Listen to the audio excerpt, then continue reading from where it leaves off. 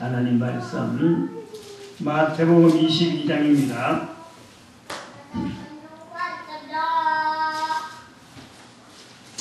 마태복음 22장 29절 30절입니다. 29절 30절 합독합니다. 마태복음 22장 29절 30절 시작. 예수께서 대답하여 가라사대 너희가 성경도 하나님의 능력도 알지 못하는 거로 오해하였도다. 부활 때에는 장가가 아니 가고 시집도 아니 가고 하늘에 있는 천사들과 같으니라. 아멘. 네, 감사합니다.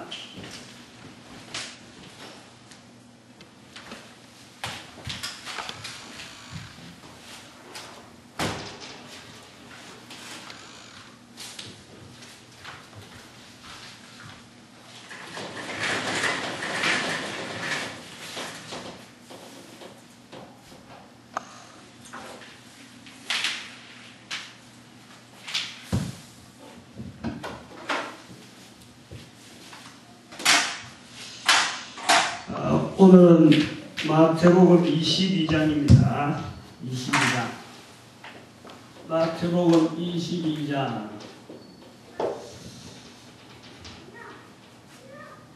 마태복음 22장을 하게 될 텐데, 우리가 한번 그 마태복음에 있는 장별을 구분하게, 구분한 중에 성경이 마태복음이 강조하고 있는 천국에 대한 성경이 마태복음 전체에서 어떻게 나타나는지 한번 알아볼 필요가 있습니다.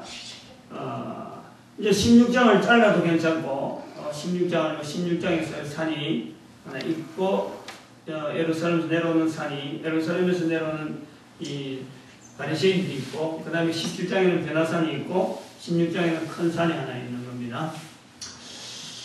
천국. 마태복음에서 천국은 크게 어떤 표현, 어떤 식으로 나타나고 있을지가 한번 이야기해봐요. 5장, 6장, 7장은 뭡니까? 천국. 우리가 천국 말씀이라고 볼 수 있고, 전체를 마태복음 5장, 6장, 7장을 천국으로 볼 수 있어요. 천국에 대한, 천국에 들어가는 자, 천국의 제자. 이 마태복음 5장, 6장, 7장이 마태복음 전체를 이야기한다고 볼 수 있습니다. 전체를 우리가 이렇게 볼 수 있어요. 지금 28장까지가 되어 있는데, 이 28장에 있는 내용을 세 등분해 보면은 16장에 한번 딱 자르고, 그 다음에는 17장에서 쭉 들어가고 21장까지 이렇게. 다시 말하면 여기는 천국에 대한 천국을 가르침, 그 다음에 훈련, 숙달 이렇게 자꾸 볼 수 있고, 그 다음에 여기는 이거는 천국에 대한 현재화, 현재 개념을 잡고 하는 거죠. 그 다음에 여기는 천국의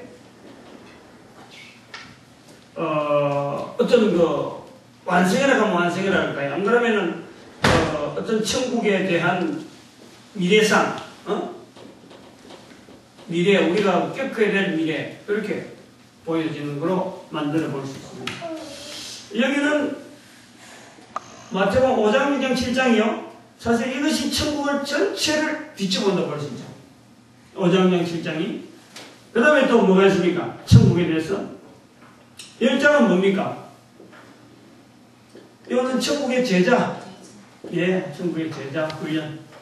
그 다음 13장은 천국에 대한 7가지 적용. 여기 훈련. 적용. 지금 요 가르침이라고 하면 전체를 16장 안에 보고, 크게는 이렇게 16장까지에 있는 천국은 지금 이렇게 보여지고 있습니다. 근데 여기가 이제 왜 천국에 현재하냐? 지금 여기가 어디로 가는 건가, 이게요? 여기가 예루살렘 예루살렘 행입니다. 지금 여기는 예루살렘이에요. 위치가. 위치적으로. 그럼 여기는 주로 어디냐면 갈릴리입니다. 갈릴리.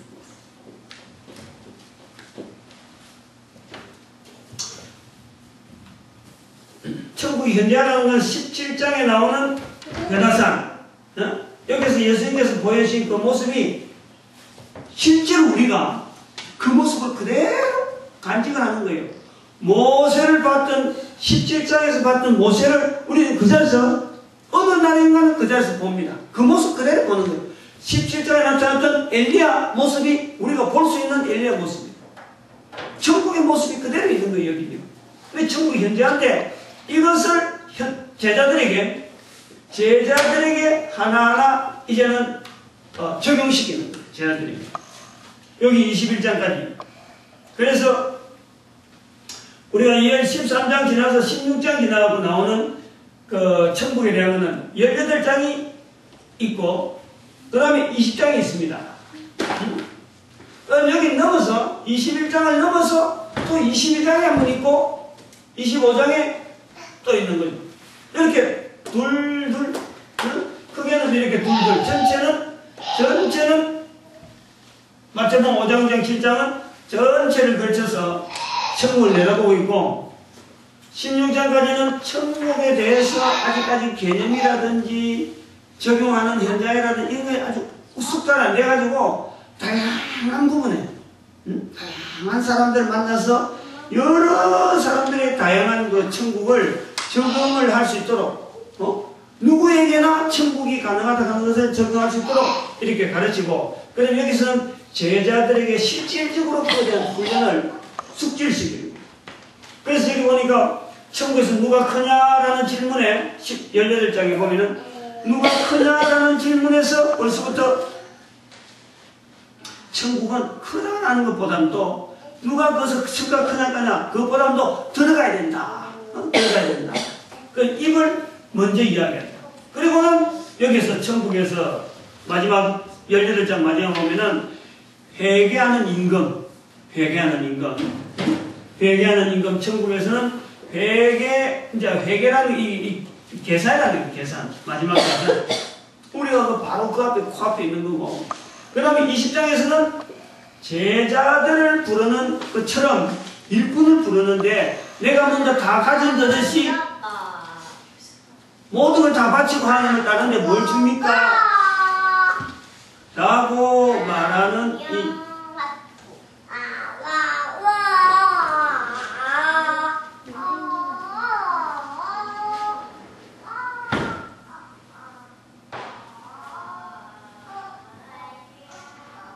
모든 것을 다 드렸고 이제 예수님을 따릅니다 라고 하는 이 제자들에게 그 제자들의 모습이 어떤가 천국이라는 것은 멀리 가서 있는 것이 아니라 바로 우리가 입에서 나오는 말 실제 생활 환경 속에서 바로 그것을 나타내야 될 제자들이 천국에 대해서 인식이 낮고 하니까 실제로 그들 하여금 너희들이 지금 11시에 불려드린 일꾼같이 그런 자세를 하지 않으면 안 된다. 그런 시간적으로 나타내는 포도원 주인의 그 일꾼 부르는 그 모습에서 바로 우리가 그 어떤 천국에 대한 자세를 어떻게 해야 된다. 남은 시간에 1시간 정도밖에 안 남았는데 하여튼 그게 충실하게 되고 최선을 다해야 돼. 그런 모습에서 우리의 그 천국에 대한 현실감을 이렇게 보여주고 있는 겁니다. 그리고 예루살렘에 이제 들어가서는 보여주는 것이 오늘 나오는 게 22장이고 그 다음에 또 25장 이렇게 되어지고 있어요. 그래서 22장에서는 오늘 하게 되는 내용입니다만 요 천국에 대한 현실에 대한 내용과 그 다음에 천국에 대한 적용이라든지 또 강구매한 어떤 천국에 대한 설명하는 이 예루살렘의 그 16장 되기 전이나 또 예루살렘 도착하기 전까지에 나오는 천국하고는 22장이나 25장에 나온 천국은 완전히 달라요. 따라서 말하면 여긴 천국을 이야기하지만은 왕이 아들의 혼인잔치 이야기합니다. 혼인잔치. 그러면 혼인잔치 같은 천국이 참 그럴듯하다 싶은데 실제로 이 혼인잔치 때문에 뭐가 생기느냐? 나오는 그 본문이 지금 이 부분을 이야기하는 거예요. 그 22장에 나오는 그 첫 예화가 혼인잔치인데 아들 혼인잔치 시킨다 해놔놓고는 그 뭐 참 진멸시키고 죽이는 거예요. 하지만 난장판이야, 난장판. 우리가 생각하는 혼인잔치와는 전혀 다른, 우리는 그때 좋은 날, 하루만 넘기면 된다 이런 게인데 혼인잔치가 오히려 빌미가 돼가지고 전쟁이라는 거예요, 전쟁이. 그리고 막 사람들 막 어마어마하게 죽는 거죠.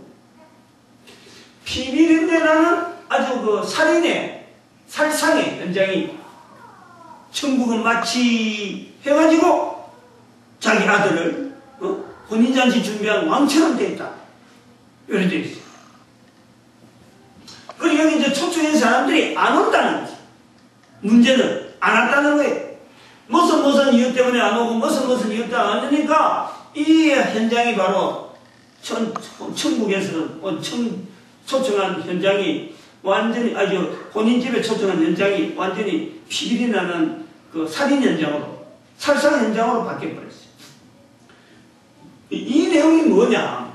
이제 이런 것이 오늘 본문에 우리가 뒤에 부분하고 예화한 부분하고 실제로 어떤 것이 연결되는가 하는 것을 우리가 오늘 찾아내고 25장에 가서 천국에 대한 이야기가 나오더라도 그게 보면 제일 처음부터 10처녀가 나오면서 5은 들어가고 5은 낙방이 완전히 구분되는 거예요. 응?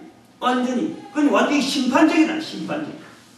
그 다음에 달란트, 2달란트, 5달란트, 2달란트, 1달란트. 1달란트는 받은 사람은 완전히 이거는, 바깥 어두운 데서 설피 없는 이래가 있는 거예요. 앞에 나오던 천국하고 뒤에 22장, 25장부터 나오는 천국은요, 전혀 성격이 틀려요. 두 가지 뒤에 두 가지 남은 천국은, 예화하는 천국은 마치 하고 나오지만은 완전히 틀려요. 양과 염소, 자르는 거예요, 반. 양은 오른편, 염소는 왼편. 왼편에 있는, 오른편에 있는 양들에게는 칭찬, 왼편에 있는 자들에게는 화 있을진저, 책망, 마귀와 그의 수하들, 그의 쫄개들을 위해서 준비하는 영원한 형벌을 받는 것이 바로 이 25장에 나오는 이 형벌. 그러니까 여기 22장에는 25장에 보면요, 이게 천국이라고 이야기하기는 앞의 내용하고는 너무너무 긴장되는 거예요. 듣는 사람이 긴장되는 거예요. 이 조심스러운 거예요. 특히 또 22장하고 25장은 또 개념이 또 다른 거죠. 여기는 어떤 그 현재적인 예루살렘에 지금 있는 현재의 천국에 대한 적용. 아까 여기는 천국에 대한 그 예루살렘에 갈 때 제자들에게 적용한 것 같으면 여기는 지금 예루살렘에 대한 마치 예루살렘이라고 하는 이 하나의 특정한 이 장소가 이스라엘 백성들에게는 이 천국이었어요. 천국.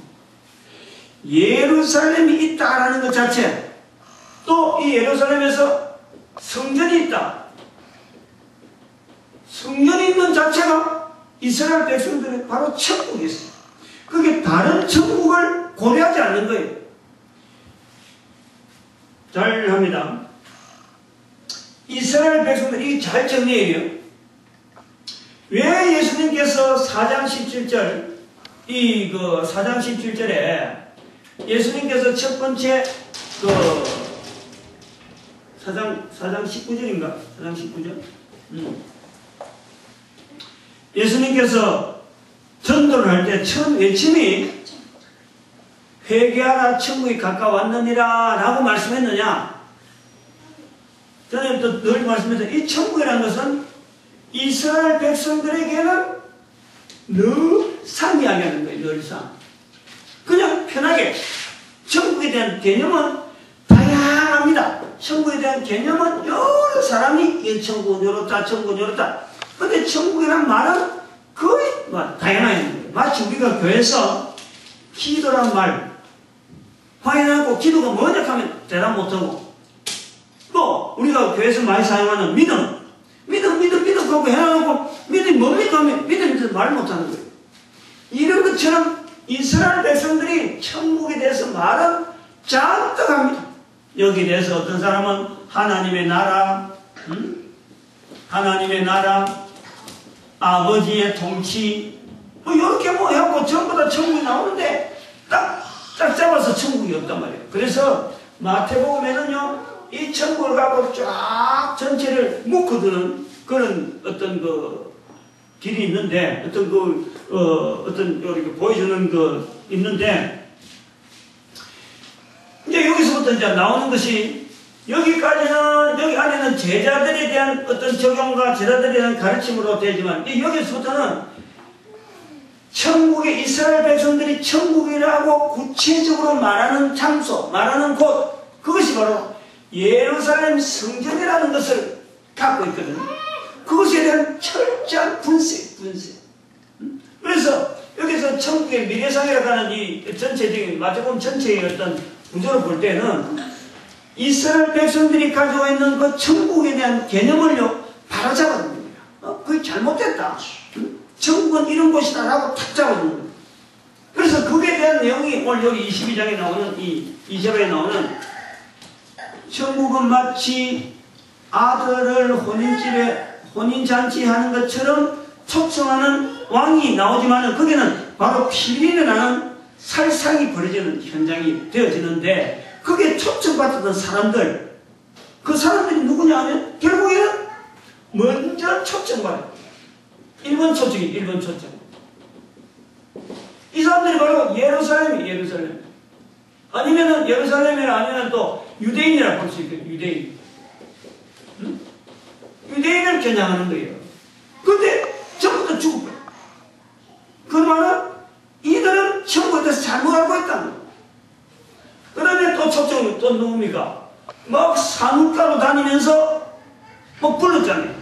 불러왔는데 초청에 해당되는 사람이 옷을 안 입은 사람이 옷을 안 입은, 본문에는 한 사람이래 되지만 이게 사람이 한 사람이 아니라 옷을 안 입은 사람이 많이 있는데 그 중에 한 사람을 붙잡고 물어보는 거예요. 옷을 안 입은 사람이 한 사람뿐이라고 보면 안 됩니다. 많은 사람의 대표입니다. 대표. 그 대표자들끼리 저는 한 사람을 딱 불러갖고 오나님 이유를 물으니까 유구몬이라고. 그 사람이 유구몬이거든. 그래서 초청해서 온 사람은 많이 있지만 초청받은 자는 많지만 하는 편이에요. 초청받은 자는 많지만은 택함받은 자는 적다. 마지막에 택함을 정리하고 있어요. 택함을. 그래서 유대인이 또 유대인 외에도 유대인이라고 하는 것을 딱 초청만 한 것이 아니라 많은 사람을 다 막 다니면서 막 다 초청했는데 그 사람들 중에서도 택함받은 사람이 적다. 완 사람보다 초청받아 온 사람보다는 숫자는 분명히 적은 거예요. 적은 숫자로 택함받은 자의 자리에 들어가는 그런 천국의 자리가 있다. 그런 예화를 했단 말이죠. 근데 여기에 예화에 해당되는 내용이 실제로 본문에 나오는 오늘 여기 그 마태복음 22장이 나오는 첫 번째 그 나오는 등장하는 인물이 뭡니까?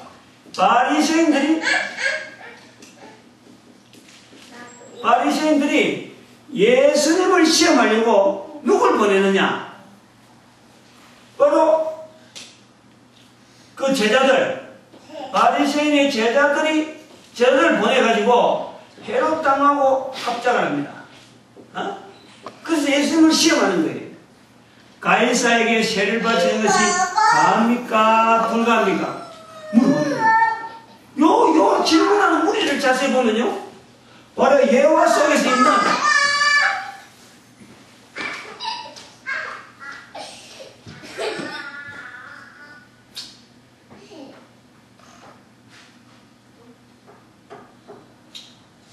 바로 예화 속에서 나오는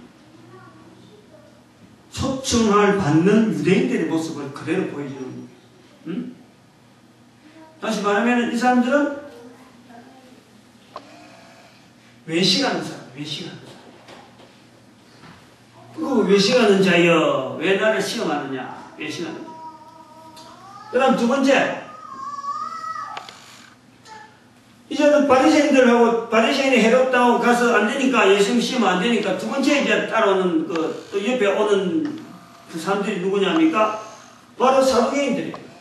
부활이 없다는 사두개인들. 일곱 형제를 예를 들면서 이스라엘 백성들이 가지고 있는 그런 게 형제가 7 있는데 처음에 결혼해갖고 애가 없으면 두 번째 형이 또 취하고 또 두 번째 형이 또 죽고 세 번째 형, 넷째 형, 말째까지 갔는데 전부 다 전부 자손이 없다. 그럴 때는 도대체 천국 있다면은 이런 거예요. 천국 있다는 조건을 하면 도대체 이 사람이 누구의 아내가 되느냐. 부활이 있다면은, 부활이 있어서 그 사람이 다시 사는 천국이 있다면 누구 편에 사느냐라고 할 때 예수님께서 하신 말이 오해하였도다. 너희들이 성경도 하나님의 능력도 오해하였도다. 오해하는 무리들. 그게 바로 여기 있는 거예요. 천국은 마치 않은 예수님께서 말씀하는 천국에 대한 비유 안에 이 사람들이 들어있는 거예요. 성경도 하나님 능력도 오해하는 자들. 그래서 천국에 대해서 전혀 준비를 안 하고 있는 자들. 여기 들어있는 거예요. 여기 초청받아갖고 전부 다 침례를 당하는 그런 무리 속에 들어있는 거예요. 말이에요. 그럼 세 번째는 제자들이 가서 헤롯당하고 엮어서 예수님을 시험하려고 해도 안 되고 사두개인이 가서 해도 안 되는 그 이야기를 듣고 이제 율법사가 바리새인의 율법사 바리새인 율법사입니다. 바리새인 율법사가 율법 중에서 어느 계명이 가장 크뇨 하는 소위 말하면 율법이라고 하는 하나님께서 주신 말씀이라고 하는 이스라엘 백성들에게 고유하게 주었던 어쩌면 엄청난 축복이 그래도 율법을 그들에게 맡겼는데 그 율법 속에 있는 여러 가지 내용을 저울질 해가지고 어느 것이 가장 크냐라고 하는 이성적인 저울질.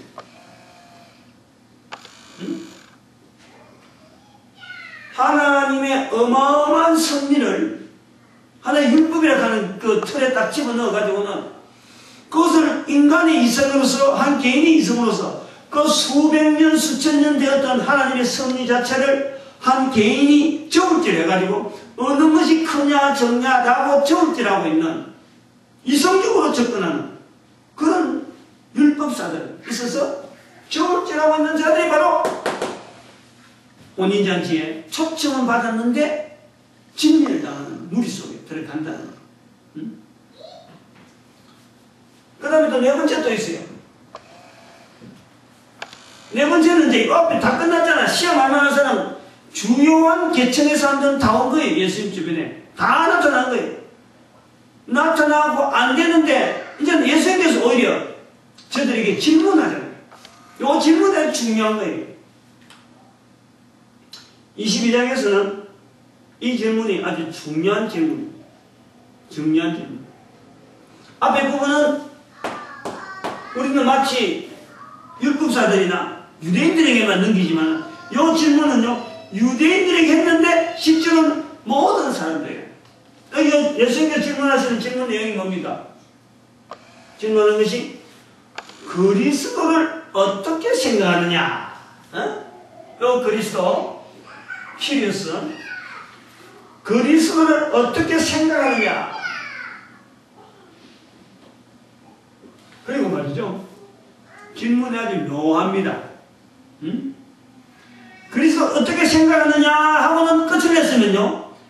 답이 아마 궁하든지 어떻게 했을 거예요. 답을 아주 오만 내용이 다 나왔을 거예요. 근데 그 정확한 답을 하기 힘들 줄 아시고 하나님께서 한 번 더 물어보는 게 추가해서 나오는 게 뭐냐니까 네 자손이냐? 네 자손. 구체적으로 어떻게 생각하느냐라고 하면은 답이 절대 예수님이 어떤 방향을 끌고 인도할 만한 그런 대답이 안 나오는 거예요. 자기 마음대로 나오는 거예요. 자기 마음대로. 그게 정확하게 예수님께서 다시 한 번 더 네 자손이냐? 네 자손이냐? 이거는 다윗의 자손이라고 바로 대답이 나옵니다. 자, 여기 이제 여기서 우리가 생각해 볼 게 많습니다. 그리스도를 어떻게 생각하느냐? 이 질문은요, 우리 전 인구, 전 세계, 소위 말하면 모든 이거 누구든지 주의 이름을 부른 자는 구원을 얻으리라. 전 세계 사람들, 지금도 살고 있는 모든 사람들에게 사실은 그리스도를 어떻게 생각하느냐? 라는 질문 앞에 우리는 대답해야 돼요. 그런 어떤 의무가 있는 거고. 그 유대인들에게는 이거 해라면 마음대로 퍼지니까 유대인들에게는 축소해요.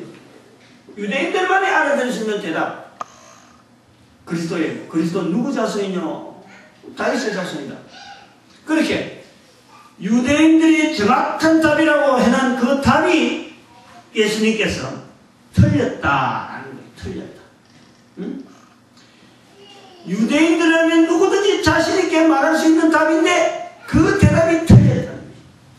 그러면서 성경에 있는 소위 말하면 자기들이 오해하고 또 외식으로 알고 있고 또 그 율법을 저울질하는 그 내용의 답에 대해서 구체적으로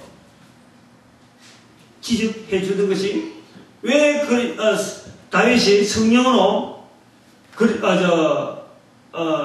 그리스도를 주라 그랬을지. 그러면 다윗이 주락했는데 어떻게 해서 그리스도가 다윗의 후손이냐? 라고 이걸 딱 대받으니까 이후로부터 성경 22장 마지막 절에 보니까 이후로는 아무도 성경에 대해서 예수님에 대해서 물어보고 들려든 사람이 감이 없더라고요. 감이. 정리가 딱 끝나는. 우리는 네 번째 질문에서 초청받은 예루살렘에 있는 유대인들, 예루살렘에 어떤 근거를 두고 있든지, 왕방은 전체를, 이스라엘 전체를 유대인이라 하는 틀을 잡고 있는 모든 자들의 그런 사람들을 다 향해서 진멸당할 수밖에 없는 하나의 형편에 그들에게 하는 질문, 네 자손이냐?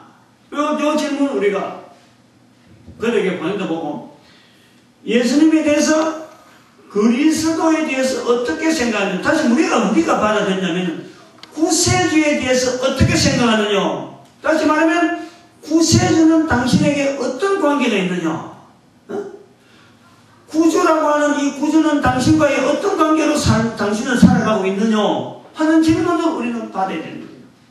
이 질문에 예수님께서 보실 적에 잘못된 대답을 준비하고 있는, 잘못된 대답을 알고 있는 자들이 있다. 그들이 바로 옷을 준비하는 자들. 옷을 믿지 못해. 모든 자들에게 다 누구든지 주의 이름을 부르는 자는 구원을 얻으리라.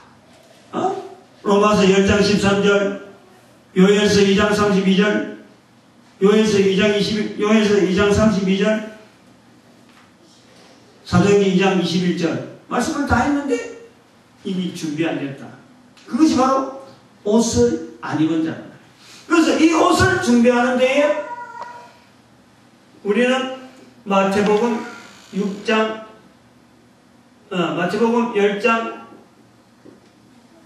32절 입에서 예수님을 입에서 다른 사람 귀에 다른 사람 앞에서 시인하면은 예수의 이름을 시인하면은 예수님이 하나님 앞에서 저를 시인한다.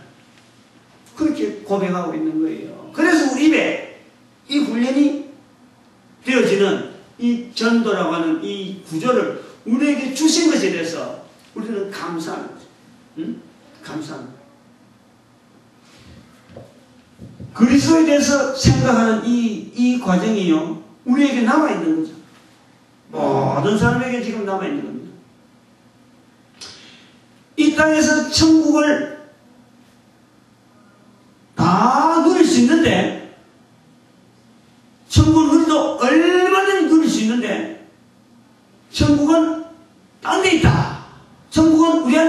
된다 라고 하는 삶을 우리는 사는 거예요.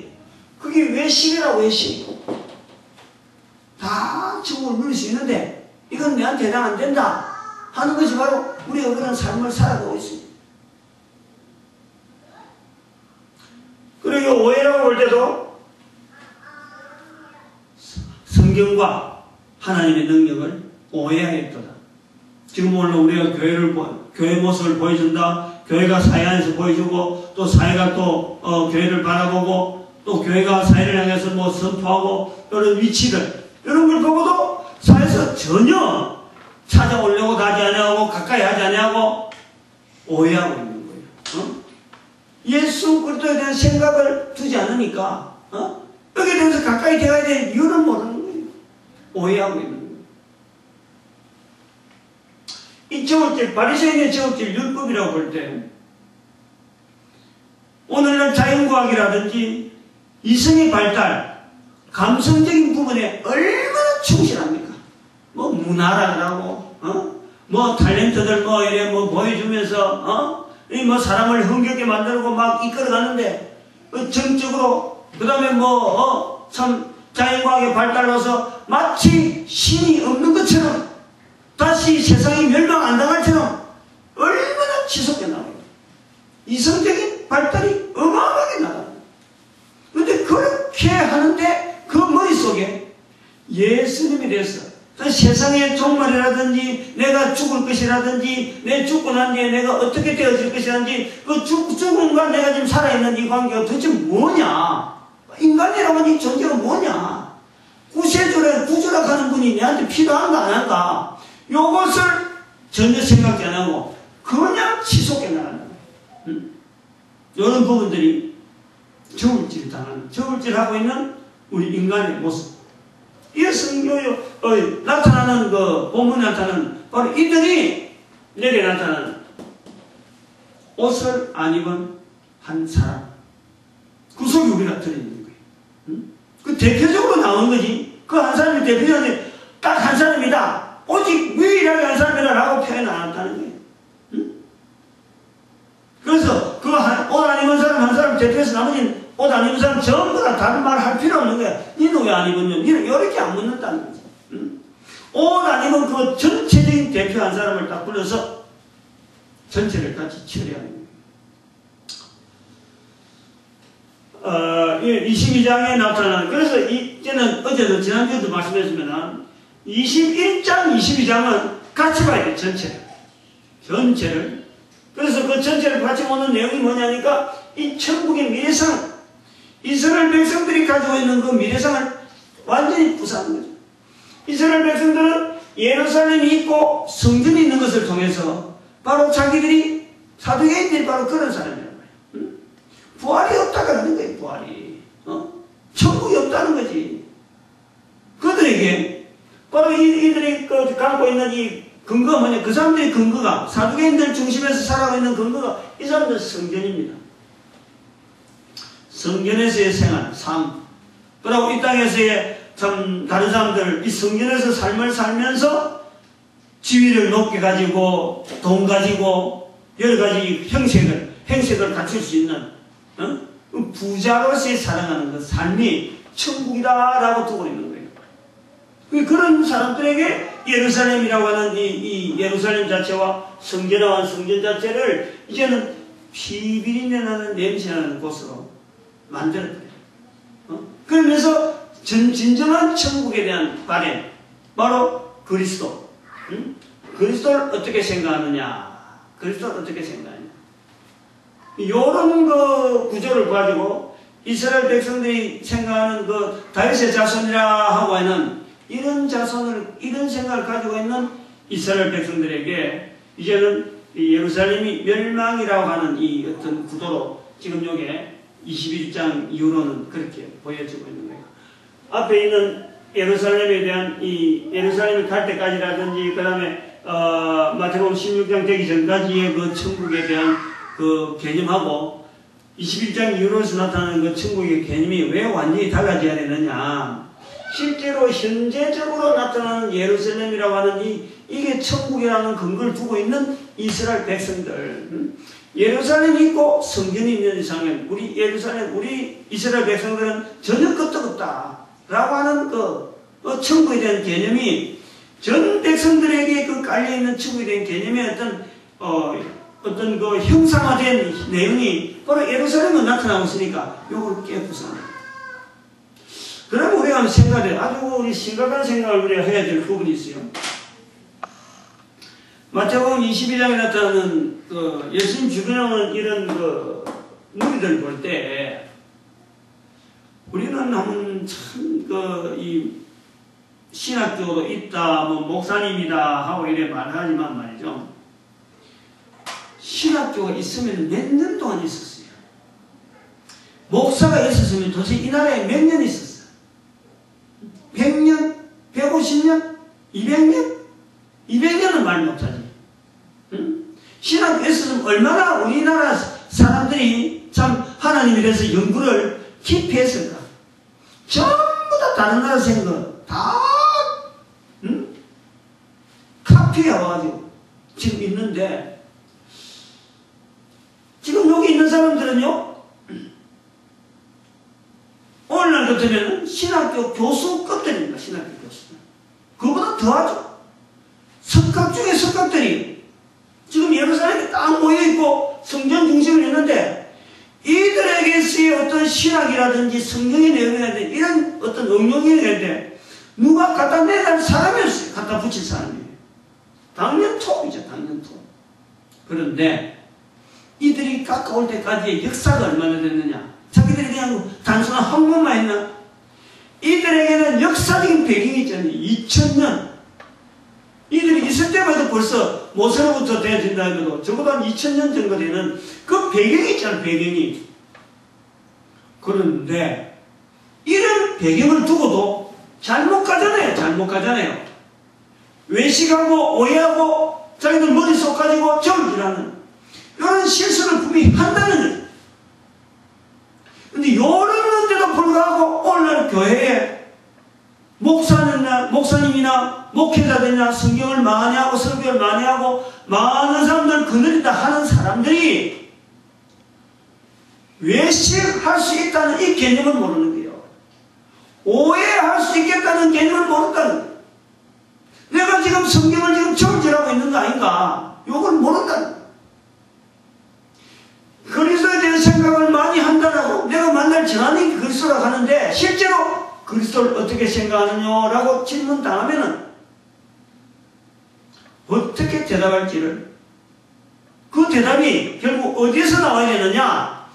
다른 사람 앞에서, 그리스도를 모르는 사람 앞에서 자꾸 말을 할 수 있는, 이 사람 모른다 하면 이런 말을 해줘야 되고, 이 모세 사람 모른다 하면 그거에 대한 적당한 그리스도에 대한 이야기를 해줘야 되는 것인데 실제로 설교만 나오지.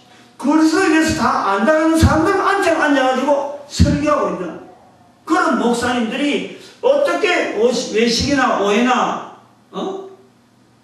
이런 거 저울질하는 이런 데서 나는 아니다라고 감히 말할 수 있느냐. 난 이건 내가 생각해도 넌센스적인 넌센스.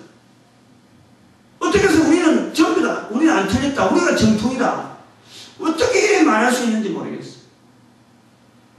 이런 사람들이 예수님 앞에서 전부 다 떨어버렸는데, 어떻게 지금 100년도 안 된 그런, 우리가 연륜이나 학식이나 이런 정도로 가지고 있으면서, 기껏해봐야만 200년 정도 되는 이 우리나라 기독교에 들어온 역사만 그렇지, 그 사람의 삶 속에서 참 성경을 만나고 예수 그리스도를 통해서 넘어오는 것이 가정에서부터 얼마나 뿌리 있게 이야기돼가지고 오늘날 목회자가 됐는지 그건 모르겠지만 100년 된 사람이 드물 거예요. 이런 그 성경의 깊이를 쫙 헤치고 이렇게 말할 만한 사람이 말이죠.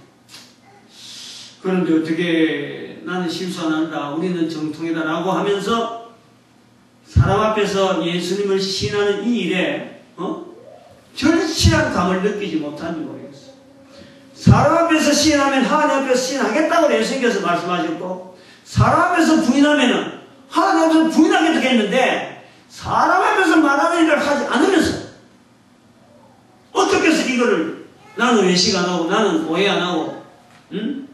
나는 참 좋은 짓 하지 않는다라고 감히 말할 수 있겠느냐?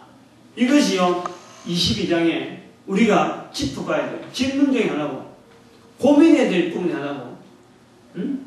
우리가 교회 여러 가지 행정이고 모든 것, 어제도 뭐 제가 노예 참석하고 아리까지 1박 2일 동안 노예 참석했지만요, 도대체 마태복음 10장 32절에 대해서 고민하는 모습이 하나도 없어요.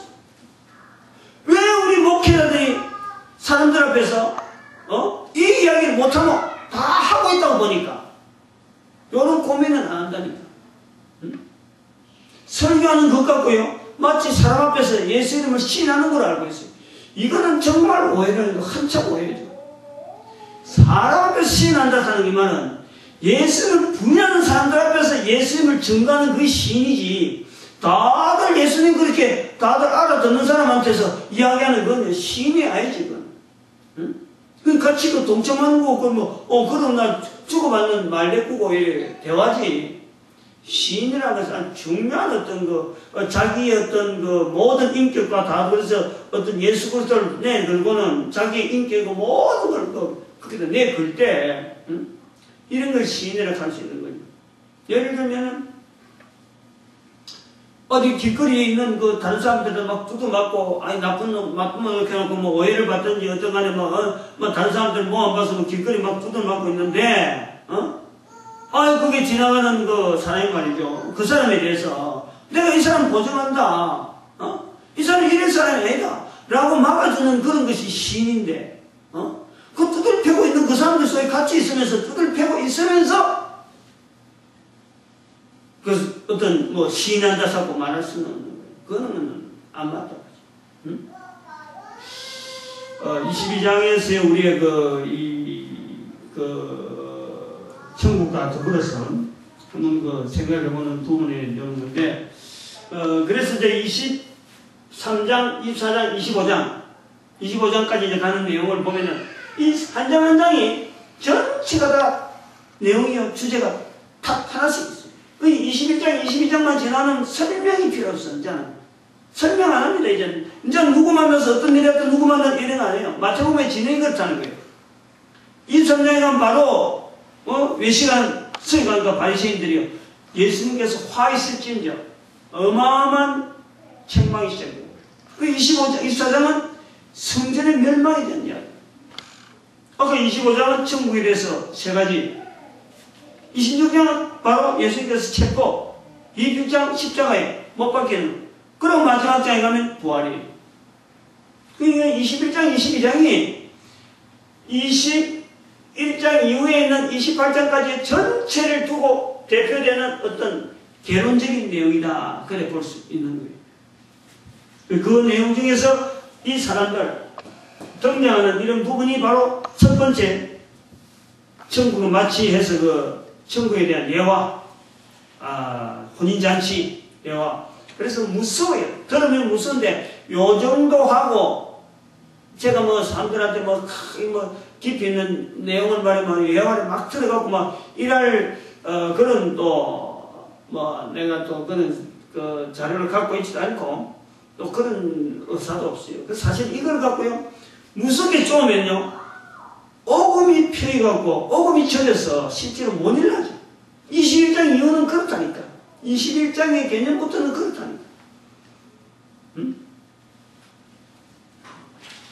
누가복음 16장에 천국과 지옥을 말씀하시는 예수님의 말씀은 부드럽게 넘어가지만, 거기는 사실은 뒤집어 보면 어마어마한 고통이 그 수반이 되어야 되는 거죠. 응? 땅에서의 나사로의 그 어마어마한 고통, 지옥에 가 있는 부자의 그 엄청난 고통, 그 비교할 수 없는 고통. 땅에서의 고통은 참을 수 있지, 그거는 못 참아. 없을 수도 없는 영원한 고통. 그걸요, 쪼으면요, 오금이 처리, 오금이. 지금 21장부터 나오는 천국은 바로 그런 천국. 응? 이 앞에서 나오는 천국하고는 전혀 다른. 이런 것도 이제는 누가 참 내용을 좀 더 깊이 분석해서 다른 사람들 앞에 보다 천국의 어떤 그 실질적이면서 또 지옥과 더불어서 우리가 그 진멸이라 한 저 자체가 이제 마태복음에서는 진멸로 나오지만 사실 저게 이제 지옥으로 나타나겠지만 저런 걸 위해서 좀 더 현실적으로 좀 말해줄 수 있는 그런 사람들은 뭐 다음에 누구 만나면 이제 진짜 그런 사람들이 나타나서 아주 그 강하게 해석하면 사람들이 뭐 아이고나 싶어서 또 이렇게 하려지만 전 지금요 1시간 만에 이걸 22장 하려고 하니까 거기까지 못하고 이렇게 뭐 개론적으로 넘어갑니다만 이건 정말 우리가요 정말 참